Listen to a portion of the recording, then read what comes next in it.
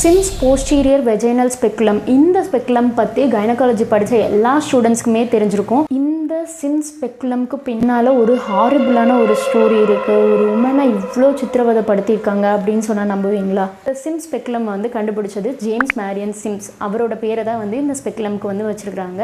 இவர் வந்து 18th செஞ்சுரியில் வாழ்ந்தவர். இவர் வந்து ஒரு ஒயிட், ஓகேவா, பிளாக் பீப்புளில் வந்து சில பேரை வந்து ஸ்லேவாக வந்து அந்த காலத்தில் வந்து வச்சுருந்தாங்க.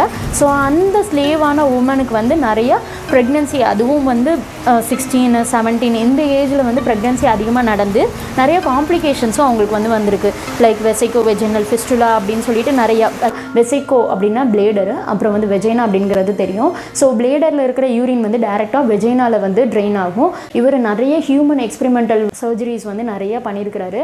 அதில் பர்டிகுலராக என்னென்னு பார்த்துக்கிட்டிங்கன்னா 3 உமனுக்கு வந்து கண்டக்ட் பண்ண சர்ஜரிஸ், அதுவும் வந்து அனஸ்தீஷியா இல்லாமல் பண்ணியிருக்கிறாரு. அதில் பர்டிகுலராக அனார்கா வெஸ்காட் அப்படிங்கிற ஒரு உமனுக்கு மட்டுமே 30 சர்ஜரிஸ்க்கு மேலே பண்ணியிருக்கிறாரு. அனஸ்தீஷியா இல்லாமல் வெஜைனல் ஏரியாவில் வந்து பண்ணியிருக்கிறாரு. இதுக்கு வந்து சக்ஸஸும் அவருக்கு வந்து இருந்திருக்கு, பட் நிறைய ஃபெயிலியர்ஸும் இருக்குது.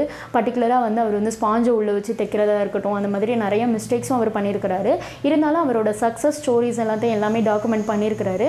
நிறைய மெடிக்கல் ஸ்டூடெண்ட்ஸ்க்கும் வந்து சொல்லி கொடுத்துருக்காரு. அவர் வந்ததுக்கப்புறம் தான் கைனகாலஜி அப்படிங்கிற அந்த சப்ஜெக்டே வந்து நிறைய ஃப்ளரிஷ் ஆச்சு. அதனால தான் அவருக்கு வந்து ஃபாதர் ஆஃப் மாடர்ன் கைனகாலஜி அப்படிங்கிற ஒரு பேரும் வந்துச்சு.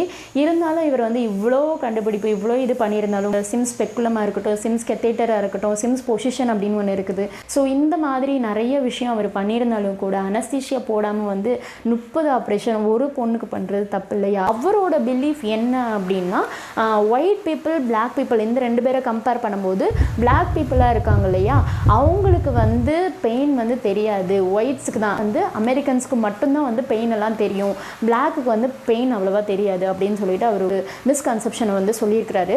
ஹியூமன் எக்ஸ்பெரிமெண்டல் சப்ஜெக்டாக வந்து யூஸ் பண்ணிக்கிட்டாங்க.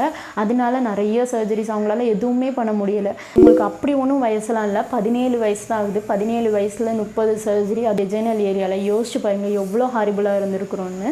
ஸோ இவர் இவ்வளோ கான்ட்ரிபியூஷன் வந்து கைனகாலஜிக்கு பண்ணியிருந்தாலும் இந்த ஒரு விஷயம் வந்து ரொம்ப ட்ராபேக்காக இருக்குது அப்படின்னு சொல்லிட்டு அவரோட ஸ்டாச்சுவாக இருக்கட்டும், அவரோட நேம் எல்லாத்தையும் வந்து இந்த ஸ்பெக்குலம்க்கு முன்னால் இருக்கிற இந்த நேமை எடுங்க, அப்புறம் வந்து இந்த ஸ்டாச்சுவை எடுங்க அப்படின்னு சொல்லிட்டு நிறைய ப்ரொட்டஸ்ட்டும் வந்து போயிட்டு இருந்தது.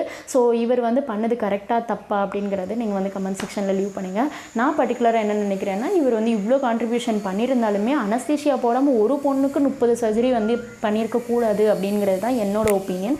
ஸோ உங்களோட ஒப்பீனியனையும் கமெண்ட் செக்ஷனில் லீவ் பண்ணுங்கள். Until then, bye bye.